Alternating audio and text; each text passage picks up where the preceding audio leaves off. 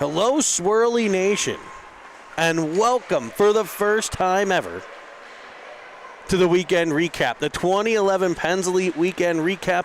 We're going to go over the week in Rochester, where the Penguins were able to come away with 3 straight victories over the excellent Rochester Coalition team. I am joined, as always, I wish it was always, but as most of the time, by Todd Bullis and the Commodore, George Pearsall.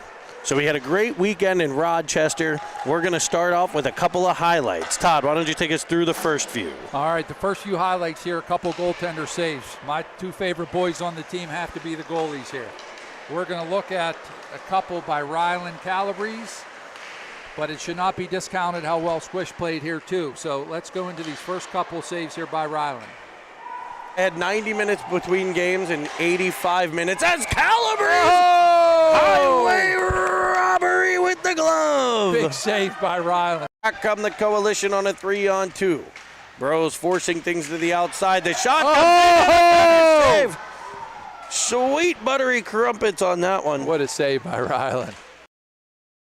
Like you said, Todd, 2 huge saves by Rylan Calabrese.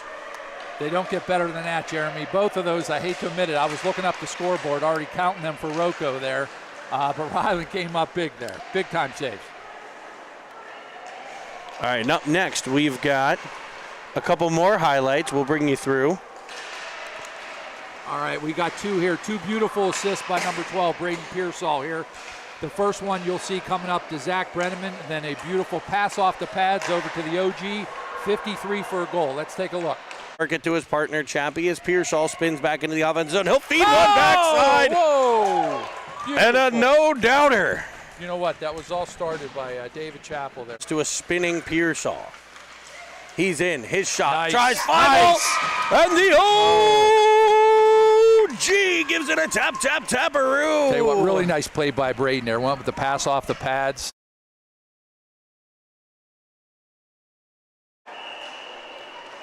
The first of what will be many goals that you see here on the weekend recap from Rochester. We're going to bring in the Commodore, George Pearsall. George, you weren't able to make the trip this time to Rochester.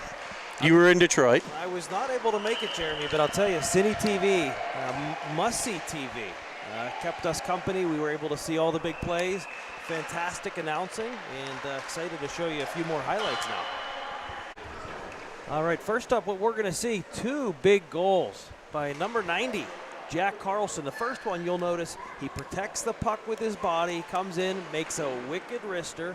And on the second, textbook Jack Carlson, those silky mitts, he goes in, dangles through the defense, and buries the puck 5-hole. Vintage Carlson goals. Let's take a look. Carlson on the pressure, able to use the body, coming away with it, lofting it up. It's in! And what a play by Jack Carlson, as he has a luxury condo in Roof City. He'll gain center and find Carlson darting in. Goes forehand, backhand, slides it. He got it through.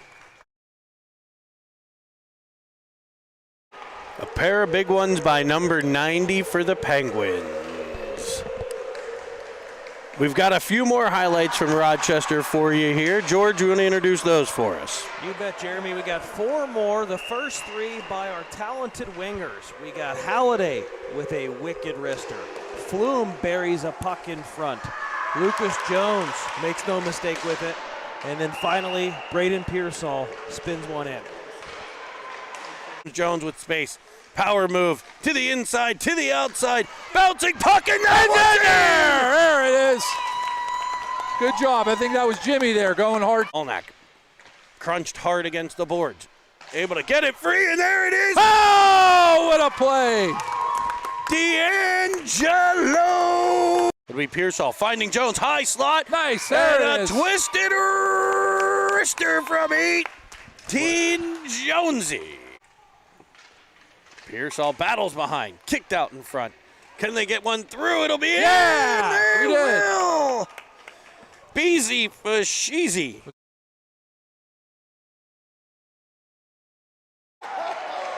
So we have the puck ripping through the back of the net a couple times there by the Penguins, as again, they were able to come away with a fantastic 3-0 weekend. Can't say enough about the gracious hosts and the wonderful families on the Rochester team. Next up, we're going to bring you a live interview, and this is the one I know you guys have all been waiting for. We're going to bring you a live interview, and we're going to take a look at, we're going to talk to the masked men. We're going to bring you an interview hosted by the Commodore, George Pearsall. Jeremy, here we are joined by Penguins goaltender, number 1, Squish Evans, Squish Tender. Squish, you had a big 3-game weekend, 3 big wins in Rochester. What was your favorite part of the weekend? Beating Rochester 3 times in a When you look at the weekend, you made a lot of big saves. Was there a specific save that maybe was your favorite from the weekend?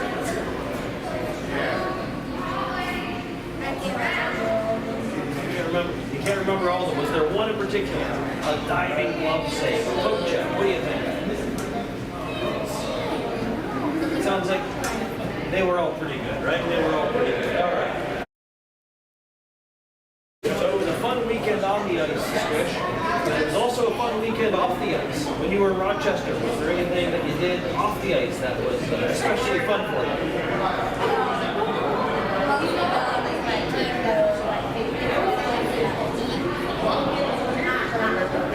That's right. Any favorite restaurant for the weekend in Rochester? They're all pretty good, huh? All pretty good. All right. Well, Squish, I got one last question to ask you. You played a game in the gold unis. You played a game in the black unis, the Snoop Dogg unis. What was your favorite uniform to wear this weekend? I think the black one. Is that right? Why do you like the black ones? I think they look cool when you're Well, there you have it, Jeremy. The black unis it is. This is goaltender Squish Evans with the weekend recap. Jeremy, back to you. Join us back again. Hopefully we'll bring you another round of weekend updates after next week. Not this week, off this week. Next week, we'll see the Penguins head to Chicago for some games against the Reapers and the Fury. So it'll be a fun trip. I think you're flying out, George? Yep, absolutely. I'll be driving out, so I'll spend a long time on the Ohio Turnpike and then the Indiana Turnpike. And I won't know when one ends and the other begins. It's a long drive, Jeremy. If it doesn't go well for Braden, it's a long 8 hours home. So we opted to book the flights and make the trip in the air. We'll try to maybe make a stop off at the RV Hall of Fame.